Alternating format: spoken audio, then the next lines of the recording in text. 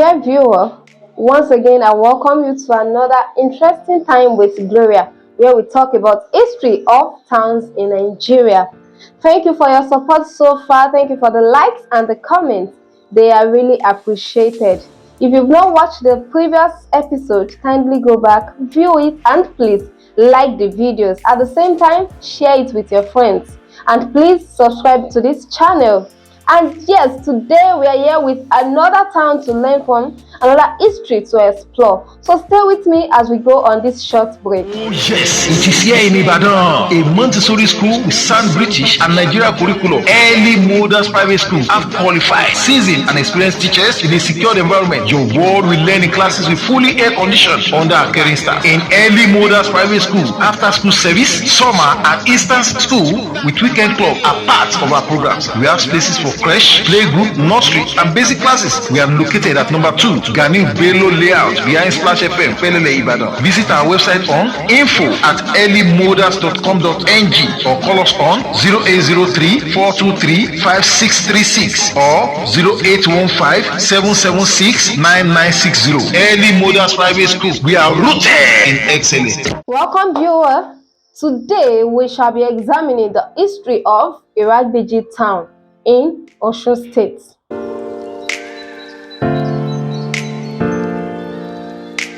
Iragbiji is a town in Osun State. For those steeped in the tradition and history of Yoruba land, the mention of Iragbiji always evokes the people's traditional phrase, which is, I quote, Iragbiji oloko meji, takotabo lori agba. It means Iragbiji made up of 2 rocks, male upon the female. Iragbiji has one major road from Ikirun, mending through the town, heading to Igajo, Ada, and other towns. The town's visage is greatly influenced by the rocky hills that form a kind of arc round it. But the hills are not austral. Trees, shrubs, and other plants fight with the igneous rock for space. It is as if they have reached a kind of mutual agreement that the trees and the rocks should coexist side by side for the sustenance of this community. In Iragbiji, men and nature, most especially the hills, have come to coexist that one can hardly be mentioned without the other. Though hills are the basis for the aesthetic beauty of this town, but it is actually one of the hills called Okanole that has become the symbol of this town. Okanole Spectacular Hill is at the back of the town towards the boundary between the Iragbiji people and Obago town. The rocky hill juts out high into the sky right on top of the hill.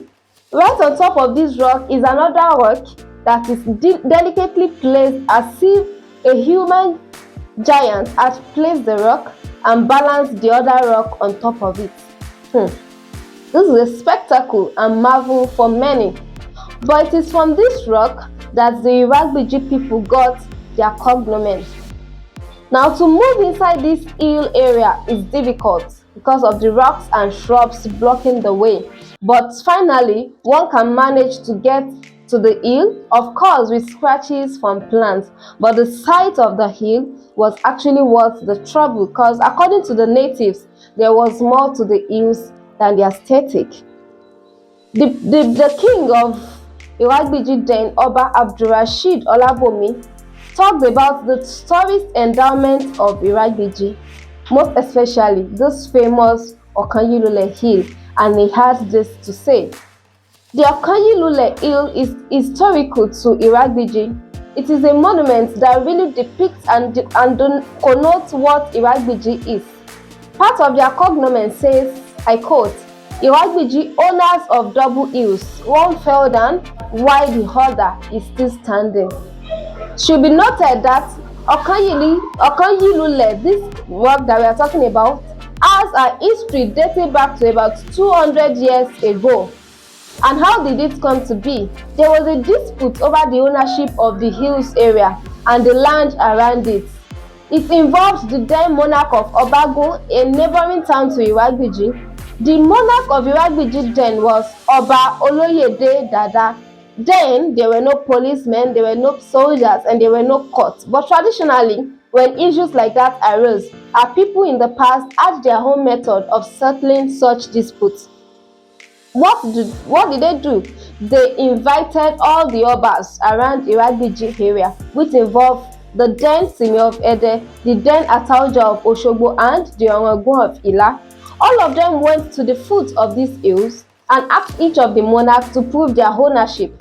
Eventually, the then Iragbiji said to prove that he was the owner of this land and the hills, that within 7 days, the two hills called Takotabo, one male and one female, standing on each other, one will roll down within 7 days. But the Oba Agun said nothing of such would happen. And to the marvel of everybody, on the 3rd day, the small hill sitting on this other one fell down and rolled to the down of the hill. Since then, Iragbiji has considered the Okanole Hill a monument. In fact, every year the people go there to salute the courage of their forefathers who were able to stand by the truth, uphold and also say the truth. They also commend the gods who allowed the truth to manifest in the rolling down of one of the hills. Today, this is a symbol of Iragbiji on their letterhead. There are some things that attract a tourist to Iragbiji, and some of it is this Okanole Hill. Around this hill, there are about 4 sites. There is a source of water at the Okanole Hill. There is the site where the earliest migrants to Iragbiji called Iledesi, that was where they settled. There is also a source of water called Oloti. If you get in there, you will see the marvels of the work of Almighty God. How water is gushing out from the base of this rock. It is definitely a sight to behold. When you live there, you will want to visit Iragbiji itself, which has its own historical connotation. It started with the establishment of Iragbiji about 600 years ago. History has it that their great-grandfather, Sokungbade, was a great man and a hunter. When he went on hunting expedition to the peak of this hill, Iragbiji, on this day, he was chasing an antelope, and the antelope entered a hole on top of this hill. History has it that the hunter himself and the antelope, they both entered the hole and came out in front of what we now have as the palace. On top of that hill too, we also have the Ayeye stream. This stream has its source on top of the hill. The water is always very clean and chilled. Then it was forbidden for anybody who was not a prince to go there to draw water or have anything to do with it because it was sacrilegious. This water before now was said to be highly medicinal for barren women. The belief was very strong that taking a cup of that water, a barren woman could conceive.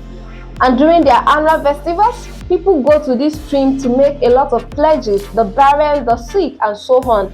History has it that about 100 years ago, there was an outbreak of smallpox all around the then Yoruba land, if not the whole of Nigeria. And it was believed that it was this water from Ayeye Street that was taken to heal the ailment. So the water is regarded as highly medicinal and spiritual. Also is the existence of the traditional wall fence called Odi. This Odi is in 2 types. We have the earth wall fence and the rocky wall fence. According to history, the 2 fences were put up by extraterrestrial beings. Their fathers in those days were so powerful that they invoked the spirit to help them construct these 2 traditional wall fences. And today, they still have relics of the fences. The heart fence has collapsed, but some of it is still preserved.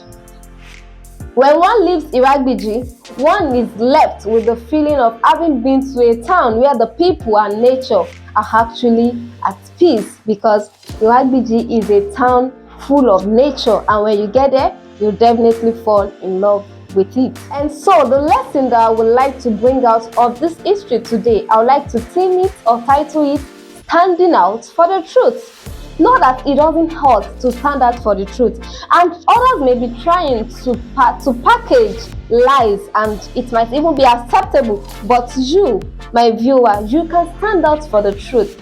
How do I want to link this to the story of Iragbiji? There was a time, like I earlier said, when there was a dispute about the ownership of this hill, and they had to go to the foot of that hill, and each of those monarchs started talking about who actually is the real owner of the hill. And the monarch of Iragbiji then, he was able to defend the truth, and he was able to defend that surely their gods will definitely deliver the hill to them because it was truly theirs. So if you know the truth, there is no harm in saying the truth. Always strive to stand for the truth. You stand to gain a lot in standing for the truth than being packaging lies and trying to be on the good side of people. Always try to stand out for the good. And this is where I'll be ending today's episode. Thank you for standing by us. You are appreciated. See you next time.